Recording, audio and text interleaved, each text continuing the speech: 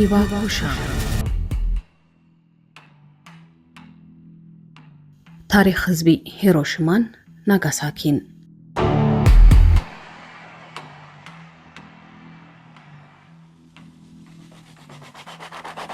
هیباکوشا እንታይ ማለት እዩ? ታሪክ هیباکوشا ኸ እንታይ እዩ? ክንደሱሶ ኢና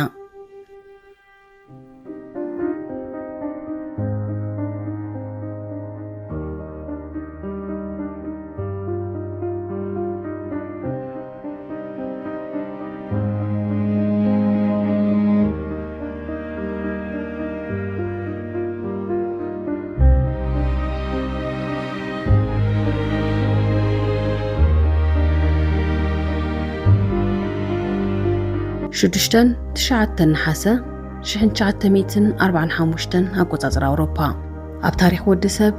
نزل عالم زذكرة علتاتين أب حانت أطبت بناي نفاس فتنت زترعي برهان عيني كتف زخل باللجتا كلتا عبيت ختماتات نمجمريا جزي بستفتنا أتوميك بومب تدمسسا أو خلقي كينات عالم أمريكا مش جابان تواقول بزنورات جزا أب خلتين عبيت ختماتات جابان زخونا هيروشيمان ناغاساكين نفلم أوان أتوميك بومب أزنبتلن أبتو بومب زعرفولو كبابي زنبرو بأمايتا شحات زوصور سبات أو وشت سكندات هيوتم حالفة إذا فتزامة قد مخالعي كينات عالم يخون دحريو كساب حزي أبزلنا اللوان اتمسكح كحي فتزامة أتوميك بومب خوينو أب تاريخ تمزكي بيركب بزعبات وينات بوزحات صحفتي بوزح يلوم يوم نلوم جن بزعباتهم أبت جزي زنبرو كابت طفات بهو زترفو هیباکوشا تبهايلوم زصوعو قدايات أتوميك بومب تاريخهم كناربلكم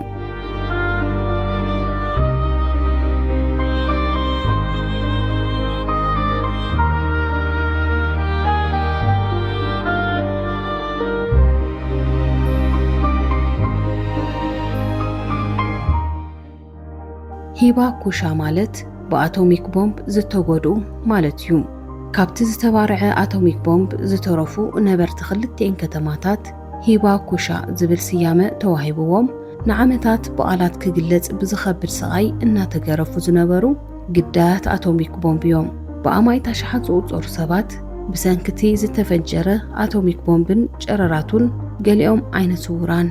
قاليهم أكلاتهم زوسلة قاليهم دما بحمام كانسر نعمتات إنا تساقيو كاب عالم تقليلهم زنبرو حبرة سب جابانيوم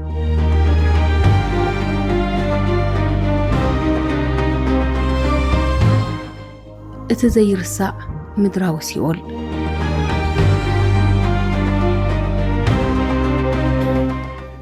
نحاسة شدشتا شحن شعتا 245 أقوطاطر أوروبا نقو ساعات شومونتن ربعن كتما هيروشيما لكع كموترو لومود معلتا انحلفت نيرا هتصانات ناب بيت تمرتي سرحتنياتات ناب سروحهم يخدو نبرو بهاندبت جن كاب برهان صحي زحيلة برهان زتشكم نجر كاب سماي كورد تراي عوشت سكندات دما كله كم زي نبرة كبرس جمرة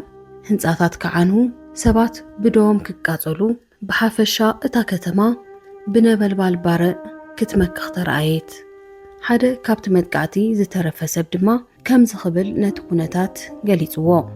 سبات سقوم كابعصمتم إنا تفلالي رئي كم منفس دما بتقطتا يقعزو نيروم جابان موت أما إذا شحات زيكاتاتا زفتر لا دنقاز جنا كيوصلا دنبب بقودنو زفسسه نبرت كتما هيروشيما كيدرقا عالم بستفتر نجر بدنقاز كوي لخلا جاباناوين زرأيون زسمعون نجر أدنجيسوهم كتموهم بسكندات مدراويت جهنم خوينا كفرحو من حزنو من جنا كيوزو دحري سلسته معلتي كتما ناغاساكيون قداي تمساسال طفات هونت كالق برهان خالق طفات كتما ناغاساكي تبارعت أبزن كلتا كتماتات بسنك أتوميك بومب كساب موداتا شحن 945 أقوطاطر أوروبا طرح لعل خلتا 100 حسابات هالقو هتصاونتي بزي حاب ترفو نفس رح زوص كي تملسه أب جزء زنبرة جزء فريسو آمان تزايدو أمن قد زنبرة ون بزوصو كي تملسه ترفا ኣብ ውሽጢ ሰከንዳት ኩሉ ከም ዘይነበረ ኾነ። ካብዚ ህልቂት ዝተረፉ ነበርቲ ክልቲአን ከተማታት ንግዚኡ ድሓን ተመሰሉ። ድሕሪ ኣዋርሕን ዓመታትን ግና ዘይፈልጥዎ ምልክታትን ሕማማትን ከተኣናግዱ ጀመሩ።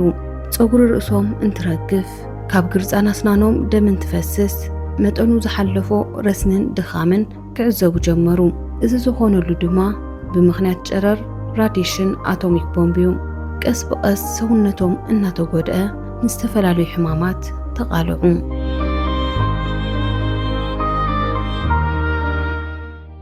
እዞም ካብ መጥቃዕቲ ኣቶሚክ ቦምብ ዝተረፉ ሰባት ማለት እውን ሂባኩሻ ኣብቲ ግዜ ዝነበረ ኩነታት ብኸምዚ ይዝክርዎ። I remember the horror of that day, blinding light like thousands of strobe lights, my body thrown to the ground. ቶሺካ ታናካ ካብቶም ብሂወት ዝተረፉ ሂባኩሻ ማለት እውን ግዳያት መጥቃዕቲ ኣቶሚክ ቦምብ ሓንቲ እያ። ብዛዕባ መስካሕካሕይነት ኣቶሚክ ቦምብ ህዝቢ ዓለም ክምሃርን ዓለም ካብ ኒኩለር ኣጽዋር ነፃ ንክትከውን ብንጥፈት ትቃለስ። ኣብቲ ግዜቲ ማለት እውን 6 ነሓሰ 1994 ቶሺካ ጓል 6 ዓመትን 10 ወርሕን ቆልዓ ነበረት። ኣብቲ ዕለት ንጎ ሰዓት 8:30 ድማ ናብ ቤት ትምህርታ ትጓዓዝ ነበረት። እቲ ቤት ትምህርቲ ካብቲ ቦምብ ዝዓረፈሉ ማእኸል ሃይፖሰንተር 2.3 ኪሎ ሜትር ርሒቑ እዩ ዝርከብ። ምስ መሓዛኣ ኣብ እትጓዓዘሉ ቅጽበት ኣብ ሰማይ ነፋሪት ከም ዘላን ክትሪኣ መሓዛኣ ነገረታ። እቲ ዘሎ ነገር ንምርኣይ ናብ ሰማይ ቆላሓ ብትብለሉ ግዜ ግና ንምርኣይ ዘጸግም ጻዕዳ ብርሃን ምስ ተዓዘበት ብድንጋጸ ገጻ ብየማና ኢዳ ሸፈነቶ። እዚ ምግባራ ኣዒንታ ካብ ምዕዋር ክድሕን ከሎ ብሰንኪቲ ብርሃን ግን ርእሳ የማናይ ኢዳን ጸጋማይ ክፋል ክሳዳን ግን ከቢድ ናይ ባርዕ ማህሰይቲ ኣብፅሕላ። ኣይትሙቲ ዝበላ ነብሲ። ከመጋጣሚ ኮይኑ ድማ ስድራ ቶሺካ ኣብቲ ኣቶሚክ ቦምብ ዝዓረፈሉ ቦታ ግራውንድ ዜሮ ወይ ድማ ሃይፖሰንተር ቅድሚ ሰሙን እዩ መንበሪ ገዝኦም ዝቐየሩ። መንበሪ ገዛ ምቕያሮም ብሂወት ክትተርፍ ከም ዘኽእላ እያ ተኣምን። ቶሺካ ንልዕሊ 60 ዓመታት ብዛዕባ ዘጋጠማ ስነ ልቦናውን ኣካላውን ማህሰይቲ ስቕታ መሪፃ ነይራ። ይኹን እምበር 70 ዓመት ምስ ገበረት ግን ኣብኣ ዝበፅሐ ሕማቕ ታሪኽን በሰላን ንከይድገም ናይ ምምስካር ሓላፍነት ከም ዘለዋ ተገንዚባ ብዘለዋ ክእለት ስነ ጥበብ ሰላም ዘንጸባርቑ ስእልታት ብምስኣል ውሽጣዊ ስቓያ ትገልጾ። ፒስፖት ምስ ዝተባሃለ ትካል ብምዃን ድማ ኣብ ልዕሊ 80 ሃገራት ተጓዒዛ ታሪኽ ሂባኩሻ ንዓለም መምሃሪ ክኸውን ኣካፊላ እያ። ኣብ 2017 ኣቆጻጽራ ኣውሮፓ ተዓዋቲ ሽልማት ኖቤል ሰላም ዝኾነ ዓለም ለኻዊ ትካል ወፍሪ ምጥፋእ ኣጽዋር ኒኩለር ማለት እውን ኢንተርናሽናል ካምፔይን ቱ ኣቦልሽ ኒኩለር ዌፐንስ ብነጥፈት እያ ትድግፎ። ጽልኢ ሰንሰለት ጽልኢ ጥራሕ እዩ ዝፈጥር ኢለ ይኣምን። ደቂ ሰብ ነዚ ሰንሰለት ጽልኢ ንምብጣስ ጻዕሪ ክንገብር ይግባእ። ኣብ ክንድኡ ድማ ንኹሎም ደቂ ሰባት ፍቕርን ሰላምን ክህልዎም ይግባእ። ቶሺካ ታናካ ካብ ዝተዛረበቶ ቃል ብቃል ዝተወሰደ እዩ። ካልእ ግዳይ ኣቶሚክ ቦምብ ዝኾነት ድማ ታያኮ ሺታማያ ቅድሚ 100 ዓመት ልደታ ምስ ሲቢሲ ኒውስ ኣብ ዝገበረቶ ቃለ ምሕተት ሓዘንን ጽንዓትን ዝተሓወሶ ዛንታኣ ንህዝቢ ዓለም ኣካፊላ እያ። እቲ ቃለ ምሕተት ብዛዕባ ፍንጀራ ኣቶሚክ ቦምብ ጥራሕ ዘይኮነስ ብዛዕባቲ ኣብ ፍርስራስ ገዛውቲ ኮይና ዝሕለፈቶ ናይ ስቃይ ግዜ ዝገልጽ ምሕዘነ ቃለ ምሕተት እዩ። ታያኮ ኣብቲ ግዜ ጓል 22 ዓመት እያ ነይራ። ንቐለብ ስድራኣ ዝኸውን ሩዝን ምሽማት ድማ ካብ ከተማ ሂሮሽማ ርሒቓ ናብ እትርከብ ካልእ ንእሽተይ ከተማ ብባቡር ክትጓዓዝ ነይርዋ። ብሰንኪ እዚ ድማ እያ ሂወታ ዝተረፈ። ብጽባሒትኡ ዘሸመተቶ ሩዝ ሒዛ ናብ ስድራኣ እንትምለስ ናብ መደበር ባቡር ሂሮሽማ ኣብ ዘምራሕትሉ እዋን ዘጋጠማ ነገር ብቓላት ክግለጽ ዘይኽእል ትርኢት ነበረ። ባቡር ዝበሃል ኣይነበረን። ኩሉ ነገር ድማ ምድሪ ባዶ ኮይኑ ነይሩ። ሙሉእ ብሙሉእ ዓንዩ ክትብል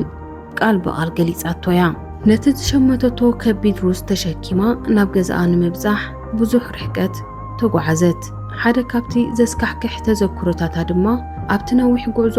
ሓደ እኳ ብሂወት ዘሎ ሰብ ዘይምርኣያ እዩ። መንበሪ ገዛ ካብቲ ኣቶሚክ ቦምብ ዝፈንጀረሉ 4 ማይል ርሒቑ ዝርከብ። ከመጋጣሚ ኮይኑ ድማ ከይፈረሰ ጸንሓ ኣብ ስድራ ዘጋጠመ ሰብኣዊ ኪሳራ ግን ኣዝዩ ከቢድ ነበረ ንእሽተይ ሓፍታ ናቡ እቲ ቦምብ ክድርበ ከሎ ኣብ ማእኸል ከተማ ስለ ዝነበረት ካብቲ መጥቃዕቲ ክትተርፈ ይኻለትን ታያኮ ነታ ኣጠቓቕማ ኣቶሚክ ቦምብ ዘስካሕክሕ ጭካነ ክትብል ገሊጻቶ እያ ኣብቲ ናይ ቀረባ ግዜ ቃለ ምሕተታ ነቲ ኩነታት ብናይ ስድራ ቤት ፍቕርን ሒዛቶ ብዝመፀት ሩዝን ክሰግርዎ ከም ዝኽኣሉ ትሕብር ምናልባት እቲ ዘምፀቶ ሩዝ ተዘይህሉ ብጥሜት ክሞቱ ዝኽእሉሉ ኣጋጣሚ ክህሉ ነይሩ ይኸውን ድሕሪ እቲ ኩነታት ንፈለማ እዋን ምስድራኣ ሱኪያኪ ዝተባሃለ ባህላዊ ምግቢ ጃፓን ከም ዝበልዑ ትዝክር ኣብ ህዝባ ብዝበፅሐ ህልቂት ወላ እኳ ተሓዘነት ኣብ ልዕሊ ኣሜሪካ ግን ቅምታ ከም ዘይነበራ ገሊፃ እያ ታያኮ ኣብ ኣሜሪካ ተወሊዳ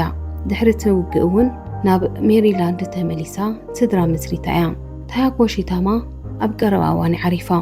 ምስክርነታ ግን ኣገዳሲ ታሪክ ኮይኑ ይነብር ንሳ ታሪኻ ዘካፈለት ብሕሉፍ ንምሕዛን ዘይኮነስ ተመሳሳሊ ታሪክ ንከይፍጸም እዩ እቲ ዝረአየቶ ምድራዊ ሲኦል ዳግማይ ከይድገም ንመጻእ ወለዶ ንመምሃር እዩ ብዙሓት ሂዋኩሻ ኣብቲ መጀመርያ ግዜ ታሪኾም ንዓለም ንምክፋል ዘይደፍሩሉ ምኽንያት ብሰባት ይግለሉ ስለ ዝነበሩ እዩ ሰባት ምስ ሂዋኩሻ ዝምድናን ፍቕራዊ ርክብን ክህልዎም ኣይደልዩን ነይሮም ምኽንያቱ ብሰንኪ ዘጋጠሞም መጥቃዕቲ ኣቶሚክ ቦምብን ጨረር ራድያሽንን ኣብ ኣካላቶም ዝበፅሐ ጉድኣት ንዓመታት ዘሰቃዮም ዘይፍለጥ ሕማማት ክሓልፍ እዩ ዝብል ስጋት ኣብቲ ማሕበረሰብ ስለ ዝተፈጠረ ካብ ሕብረተሰብ ብዝለዓለ መልክዑ ይግለሉ ነይሮም እዮም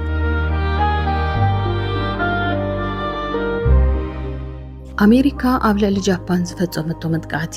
ዓለም ዘሸበረ እዩ ድሕሪ 71 ዓመት ጉንበት 27 1916 ኣቆጻጽራ ኣውሮፓ ንፈለማ እዋን ኣብቲ ግዜ ፕሬዝዳንት ኣሜሪካ ዝነበሩ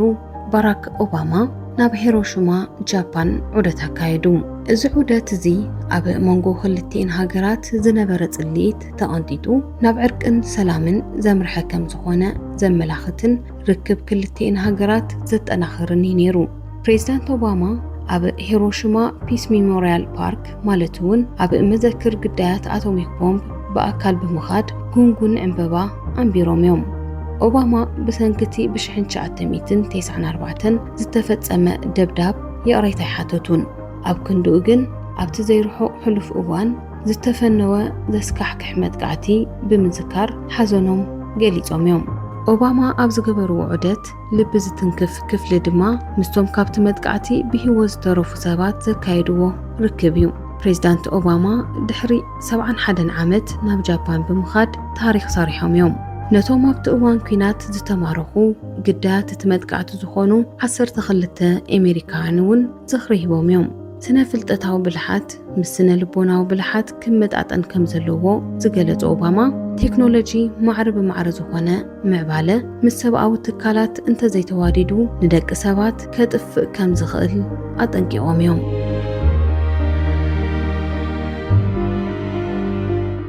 ንሂዋኩሻ ካብ መጥቃዕቲ ምድሓን ኣብ መጀመርያ ጥራሕ ነበረ ብድሕሪኡ ግና ጃፓናውያን ዜጋታቶም ምዃኖም ብምዝንጋዕ ነቶም ትማሊ ምሶም ዝበልዑ ዝሰተዩ ዝሰርሑ ዝነበሩ ድሓር ድማ ግዳያት ኣቶሚክ ቦምብ ዝኾኑ ሂዋኩሻ ናይ ምግላል ግፍዒ እናብፅሕሎም መፁ ናይ ጨረር ሕማም ዝመሓላለፈና መሰሎም ብዙሓት ሰባት ከፈራርሕዎምን ክርሕቅዎምን ጀመሩ ብተወሳኺ ድማ ዕድል ስራሕ ፍቅሪ ቤተሰብ ናይ ምምስራት ስሩዕ ናብራ ናይ መንባር ዕድላት ክርሕቆም ጀመረ ንዓሰርተታት ዓመታት ብካንሰር ብሕዱር ሕማም